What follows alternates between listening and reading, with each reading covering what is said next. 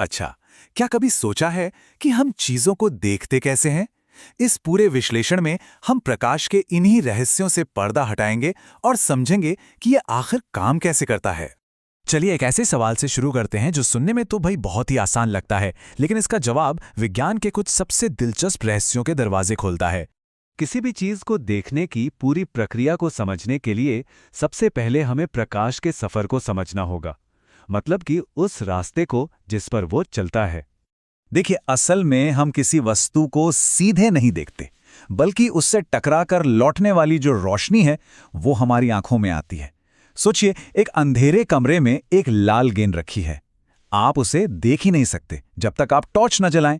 ये टॉर्च की रोशनी है जो गेंद से टकराती है, फिर हमारी आंखों तक पहुंचती है और तब जाके हमें वो लाल गेंद दिखाई देती है। तो प्रकाश की यात्रा का पहला और सबसे जरूरी नियम क्या है? ये कि वो हमेशा एक सीधी, बिल्कुल सीधी रेखा में चलता है। और इसी सीधे रास्ते को हम प्रकाश के किरण या रे ऑफ लाइट भी कहते हैं। और इस बात का सबसे पक्का सबूत है परछाई का बनना। जरा सोचिए, अगर प्रकाश आसानी से चीजों के किनारों से मुड़ जाता तो क्या किसी भी चीज की इतनी साफ और तीखी परछाई कभी बन पाती? नहीं बनती। लेकिन क्या प्रकाश हमेशा हर एक हालत में सीधी रेखा में ही चलता है?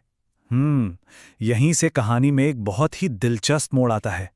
अब सोचिए, अगर प्रकाश के रास्ते में आने वाली रुकावट कोई बड़ी चीज न हो, बल्कि धूल के कण जितनी छोटी हो, तब क्या होगा?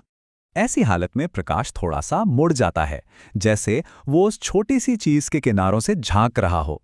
इसी मुड़ने के असर को हम विवर्तन या डिफ्रैक्शन कहते हैं।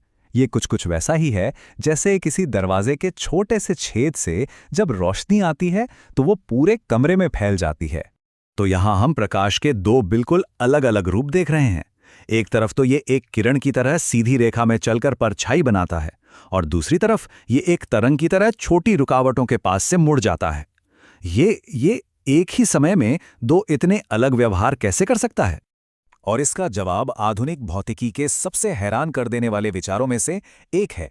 प्रकाश की प्रकृति दोहरी होती है, यानी ये कभी कण की तरह बर्ताव करता है तो कभी तरंग की तरह। ये एक ही चीज के दो अलग अलग चेहरे हैं। प्रकाश का स्वभाव भले ही थोड़ा अजीब लगे, लेकिन जब ये किसी सतह से टकराकर लौटता है, यानी कि परावर्तित होता है, तो ये हमेशा दो बहुत ही सीधे और सरल नियमों को मानता है। चलिए इन दो बुनियादी नियमों को समझते हैं। पहला नियम कहता है कि प्रकाश जिस एंगल पर किसी सतह से टकराता है, ठीक उसी एंगल पर वापस लौटता है। मान लीजिए आप दीवार पर एक गेंद फेंकते हैं, तो जिस एंगल से आप गेंद फेंकेंगे वो उसी एंगल पर उछलकर वापस आएगी। प्रकाश भी बिल्कुल ऐसा ही करता है।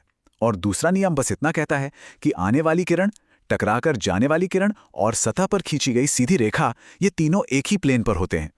अच्छा, अब देखते हैं कि ये नियम हमारी रोजमर्रा की एक चीज पर कैसे लागू होते हैं, मतलब एक साधारण समतल दर्पण या शीशे पर। तो जब भी हम किसी प्लेन शीशे में देखते हैं तो जो छवि बनती है उसकी चार खास बातें होती हैं।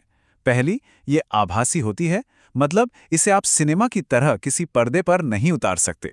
दूसरी, ये हमेशा सीधी होती है, चीज के ही साइज की होती है और शीशे के पीछे उतनी ही दूरी पर बनती है जितनी दूर हम शीशे से खड़े हैं। और चौथी और सबसे मजेदार बात है पार्श्व विक्रमण। इसी वजह से जब हम शीशे के सामने अपना दाहिना हाथ उठाते हैं तो शीशे में जो हमारी छवि होती है उसका बायां हाथ उठता हुआ दिखाई देता है। चलिए अब इस सारी जानकारी को घर में मौजूद एक बहुत ही आम सी चीज से परख कर देखते हैं। एक चमकदार स्टील का चम्मच उठाइए। ये जो साधारण सी चीज है, ये असल में एक घुमावदार दर्पण है जो हमें ये समझने में मदद करता है कि घुमावदार सतहें प्रकाश को कैसे परावर्तित करती हैं। अगली बार जब आप एक चम्मच उठाएं तो उसमें अपना चेहरा देखने की कोशिश कीजिए। आप देखेंगे कि चम्मच की अंदर की जो धसी हुई सतह है उसमें आपकी छवि उल्टी और छोटी दिखती है, जबकि बाहरी उभरी हुई सतह पर छवि सीधी लेकिन छोटी दिखाई देती है। ये वाकई दिलचस्प है, क्योंकि यहां भी परावर्तन के वही दो नियम काम कर रहे हैं जो एक सीधे शीशे पर कर रहे थे। बस सतह के घुमावदार होने की वजह से नतीजा पूरी तरह से बदल गया है। और ये हमें एक आखिरी सवाल पर छोड़ देता है। अगर एक साधारण सा चम्मच प्रकाश को इस तरह से मोड़ सकता है, तो जरा सोचिए कि इन्हीं नियमों का इस्तेमाल करके हम क्या क्या अद्भुत चीजें बना सकते हैं। दूरबीनों से जो हमें ब्रह्मांड के रहस्य दिखाती हैं, लेकर उन कैमरों तक जो हमारी यादों को हमेशा के लिए कैद कर लेते हैं।